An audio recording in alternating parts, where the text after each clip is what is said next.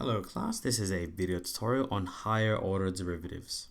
A function can be differentiated to find its derivative. So if we're given some function, some function f of x, its derivative is given as f prime of x is equal to whatever its derivative might be.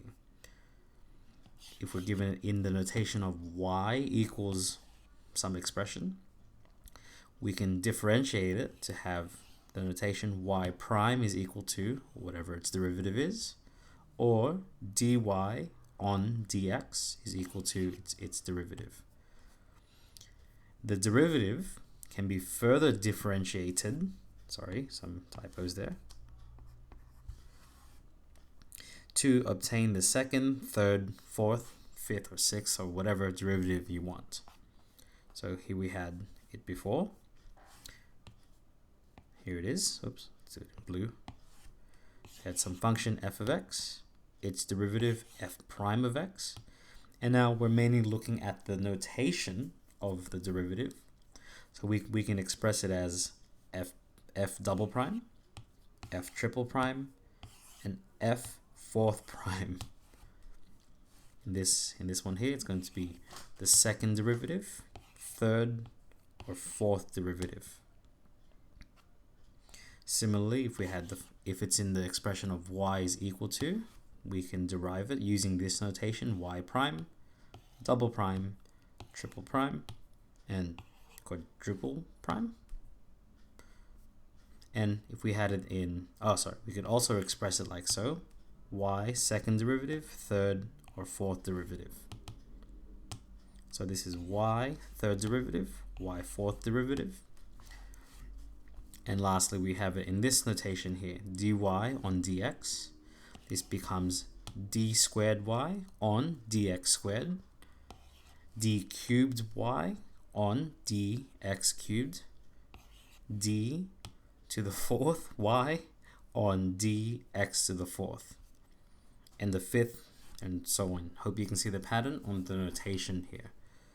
To calculate higher order derivatives, apply the same principles of differentiation repeatedly, however many times that you want.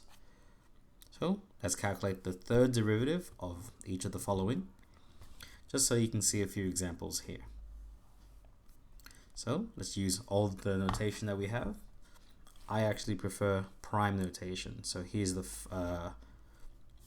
first derivative: f prime of x is equal to 3x squared plus 4x plus 3. That's the first derivative. The second derivative is going to be 6x plus 4. And lastly, the third derivative, make this neater, is given as, just 6. If we did the fourth derivative, I'd write it as f fourth prime x. That'll just be 0. It does not exist, or it's just 0. Let's keep moving right along. You'll see from this example, the preferred notation is actually the prime notation. So this is going to be y prime is equal to the derivative of e to the 2x is negative 2e to the negative 2x, plus this 4 is going to become 4 on 12, which is 1/3 x to the cubed. That's the first derivative. Just to mix it up, let's do the second derivative in d squared y on dx squared. Just know that usually it's not normal to be moving from two different notations, but this is just an example to show you the different notations. This will become positive 4e to the negative 2x plus the 3 will be carried down here, so it's going to be 3 on 3, which is just 1. So this will be x squared. Let's find the third derivative using different notation. Let's do y to the third derivative.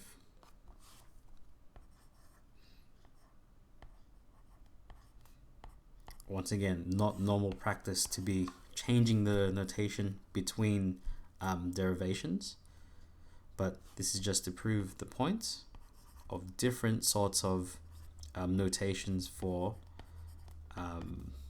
differentiation and derivatives.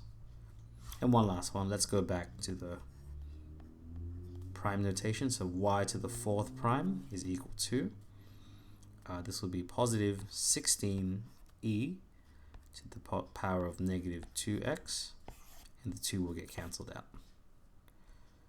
So I hope you take note of the principles of higher order derivatives, but more importantly, the notation used to express higher order derivatives. Hope to see you in the next video. Best of luck.